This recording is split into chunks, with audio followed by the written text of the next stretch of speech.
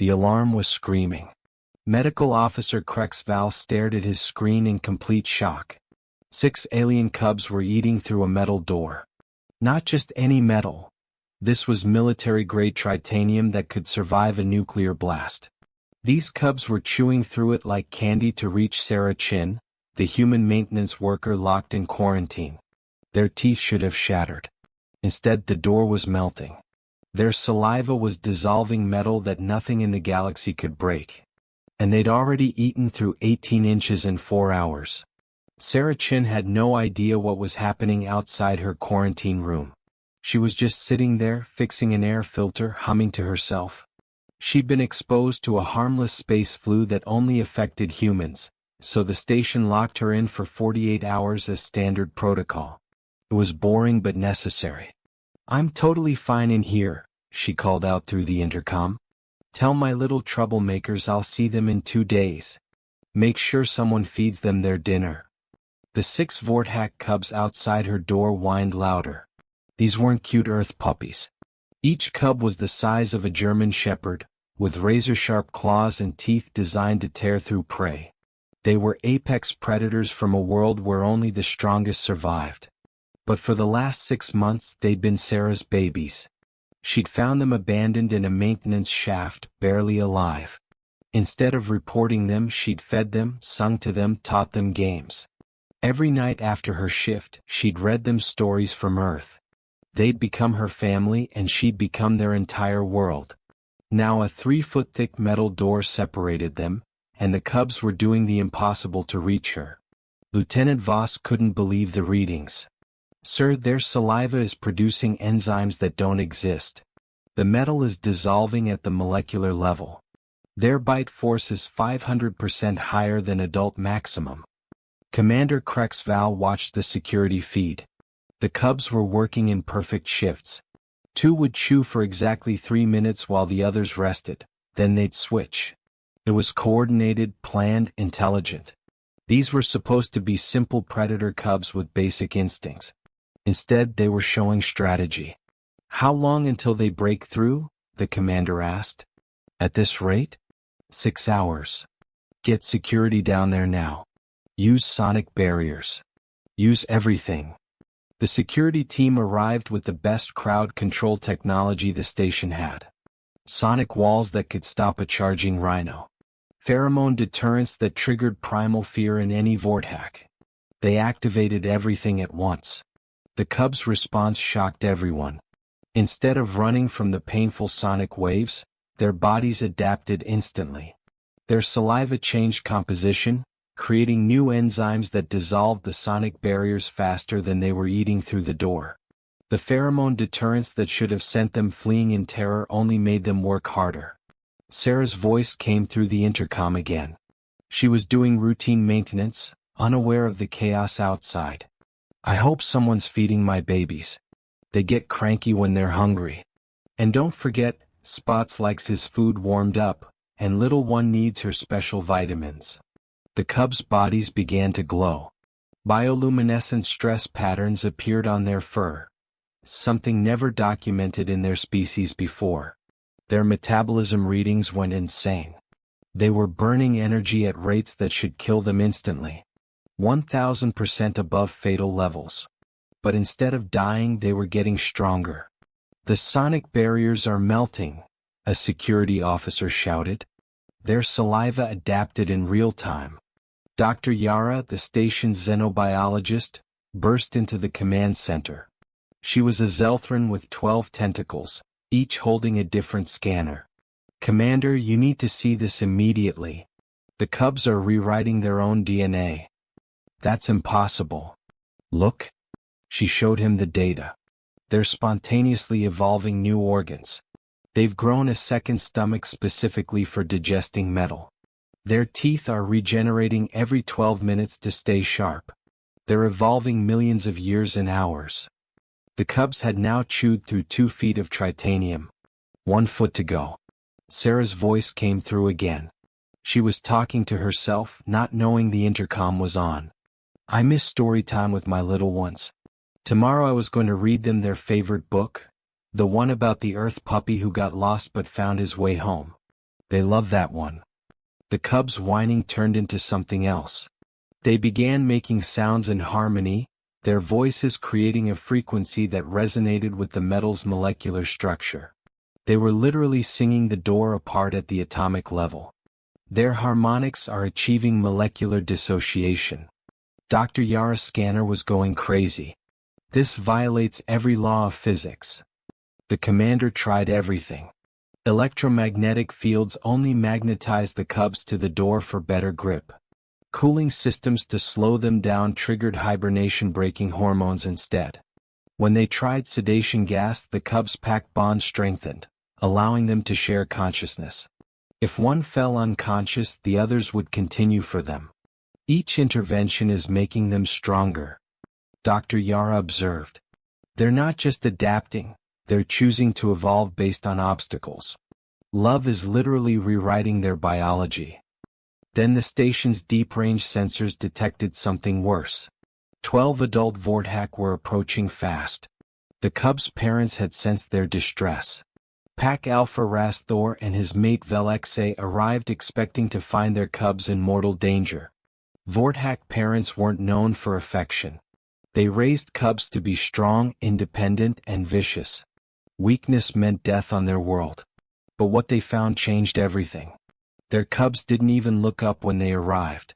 The adults roared, demanding attention, but the cubs kept chewing.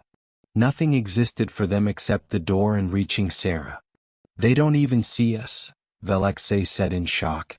Nothing exists for them but reaching the human. The adults could see the readings.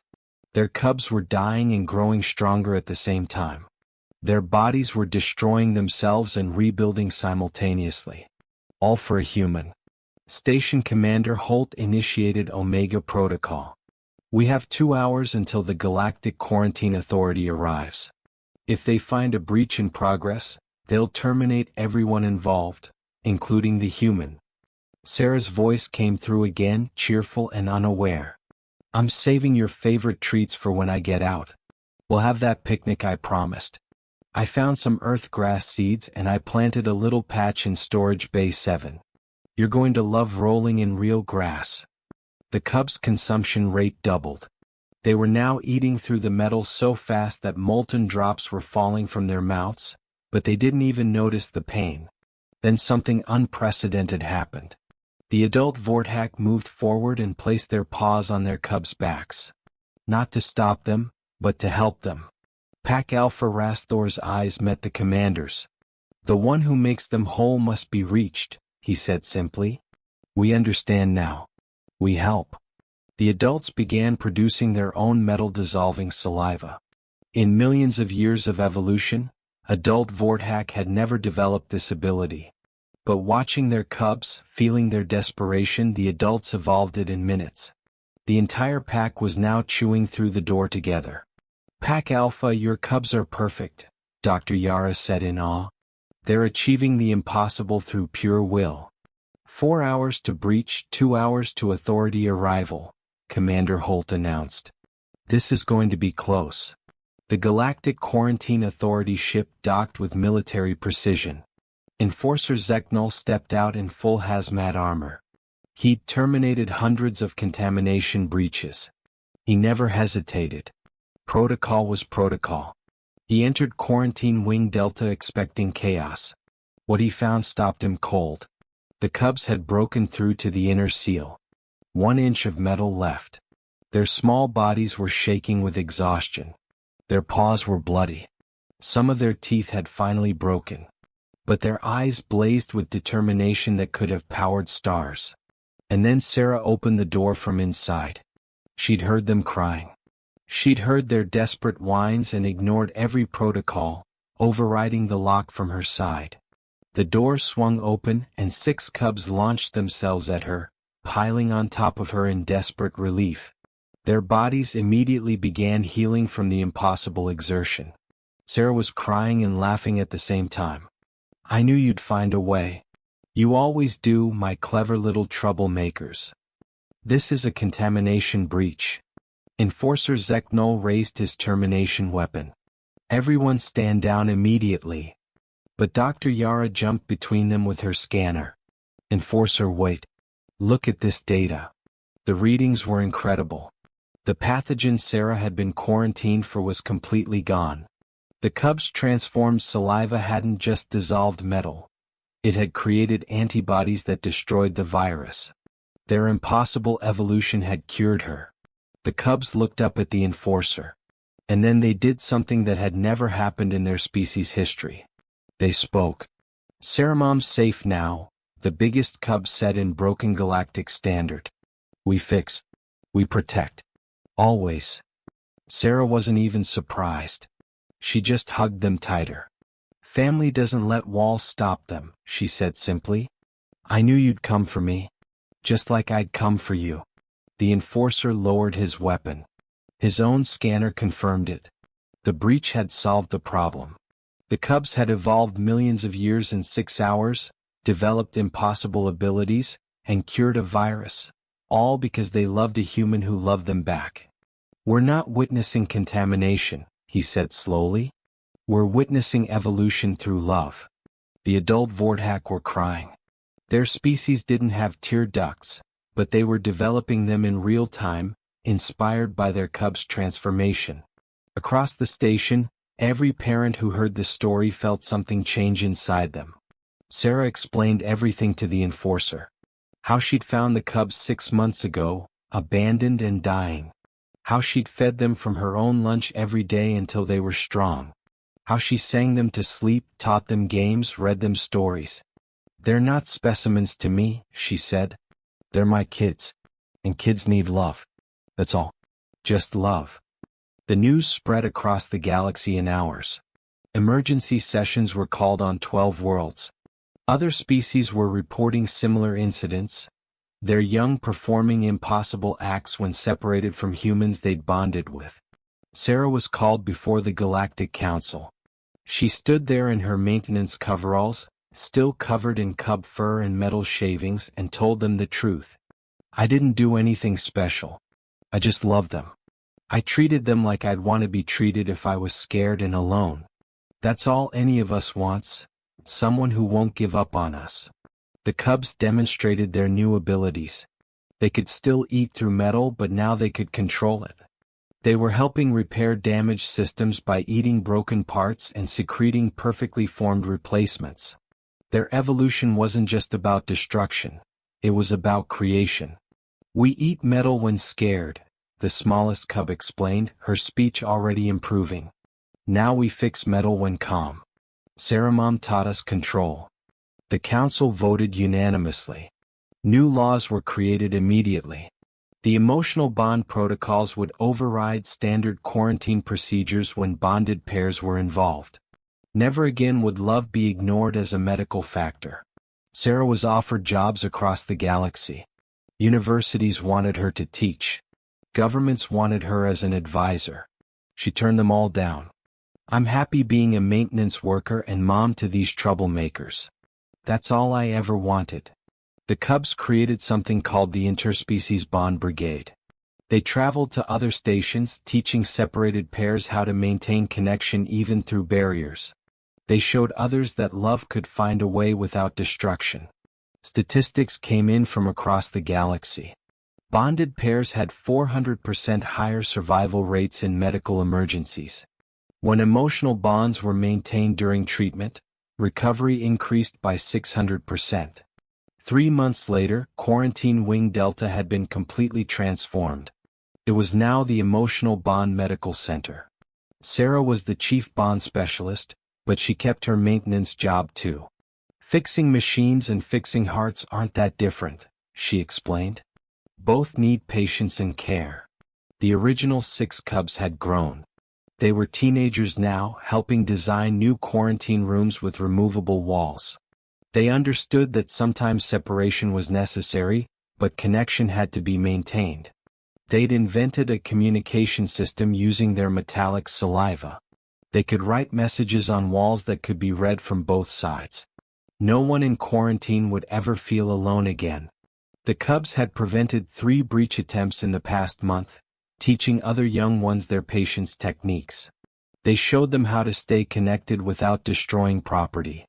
"We teach," If must be apart, stay connected, they explained. No more eating doors needed. 1 year later, there was a ceremony at the preserved door. The teeth marks had been sealed in crystal, proof that love could overcome any barrier. Beings came from across the galaxy to see it, to touch it, to understand that love was stronger than any wall. Sarah stood with her cubs, now young adults who had helped redesign quarantine protocols on 50 different systems. They were receiving the Galactic Unity Award when a new emergency came in. Young Zelnak cubs were trying to breach a door to reach their human. Without hesitation, Sarah's cubs responded.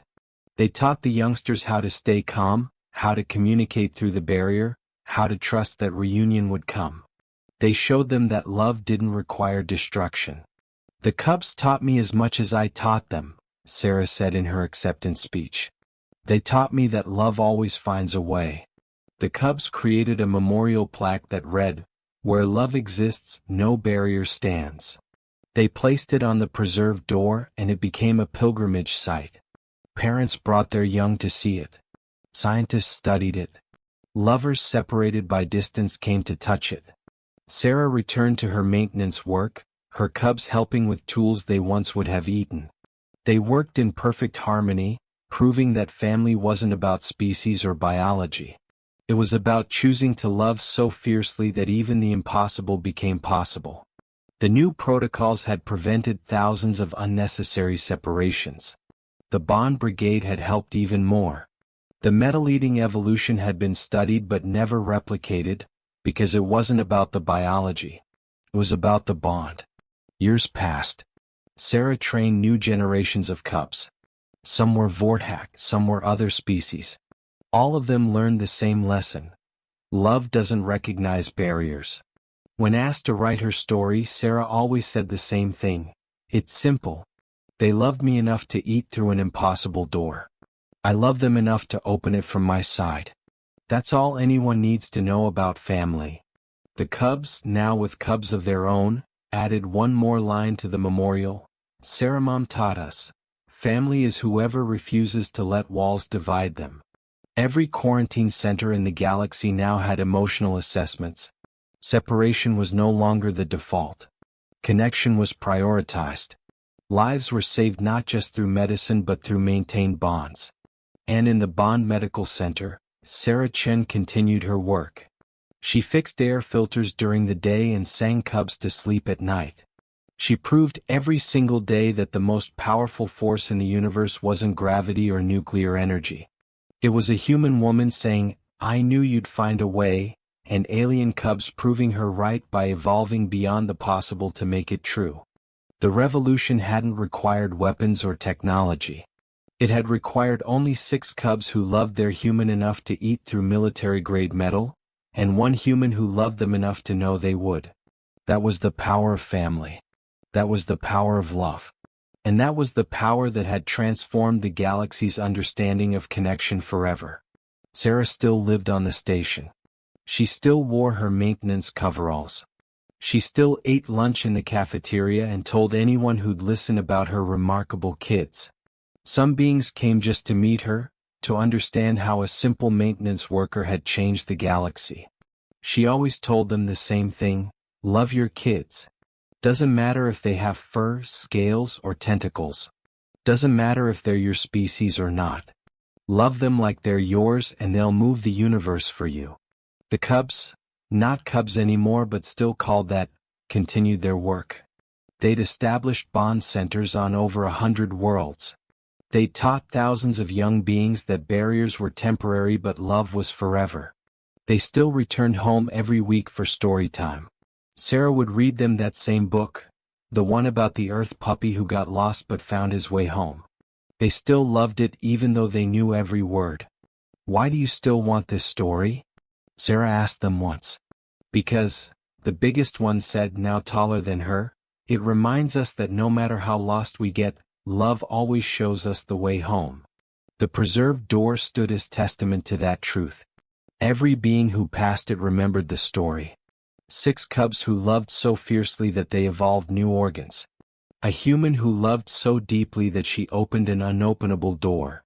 A galaxy that learned that love wasn't weakness, it was the ultimate strength.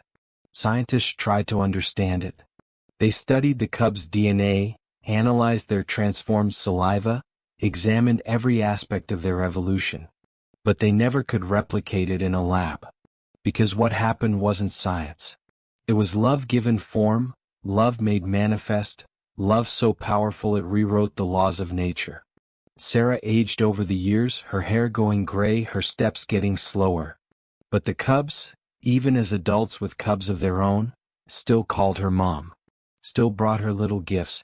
Still curled up next to her during story time, even though they were now too big to all fit on her small couch. One day, a young journalist asked Sarah what she thought her legacy would be. She laughed. Legacy? I'm just a maintenance worker who loved some cubs. They're the ones who changed everything. They're the ones who proved that love is stronger than any barrier. I just opened a door. But the galaxy knew better. Sarah Chin had done more than open a door. She had loved the unlovable, chosen the abandoned, and raised them with such fierce devotion that they literally evolved to return that love. She had shown the galaxy that family wasn't about blood or species. It was about refusing to let anything keep you apart. The memorial plaque was updated one last time. Under everything else, in small letters, someone had added, "Love is the only force in the universe that grows stronger with every obstacle it overcomes." And in the Bond Medical Center, surrounded by beings of every species, Sarah Chin continued to prove that true every single day. She fixed broken machines and broken hearts with equal care. She sang lullabies in 12 languages. She taught young beings that they were worthy of love that could move mountains, or eat through titanium doors. The story spread further with each telling. Parents told their young, remember the cubs who ate through metal for love. Remember the human who knew they would. Remember that no barrier stands forever when love is real. And somewhere in the galaxy, every day, a young being faced a barrier and remembered Sarah's cubs. They remembered that love had once eaten through the impossible. And they found their own way through, over, or around whatever stood in their way. Because that was the real legacy.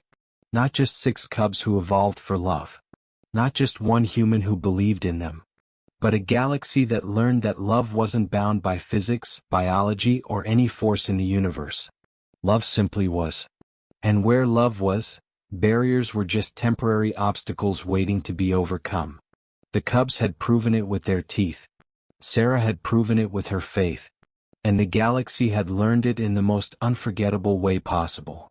No door, no wall, no barrier could stand against love. The cubs had made sure everyone knew that. They'd eaten through titanium to make the point. And the galaxy had never forgotten. In the end, it was simple. Family doesn't let walls divide them. Love doesn't recognize barriers. And sometimes the smallest acts of love, like a maintenance worker feeding abandoned cubs, can evolve into universe-changing proof that connection is the strongest force in existence. Sarah Chin, maintenance worker and universal mother, had proven that. Her cubs, evolution incarnate, had demonstrated it. And the galaxy, forever changed, celebrated it every day in the way beings loved each other a little more fiercely, a little more impossibly, a little more like cubs who would eat through anything to reach the one who loved them. That was her legacy. That was their gift. And that was the truth that no barrier could ever contain. Love finds a way. Always.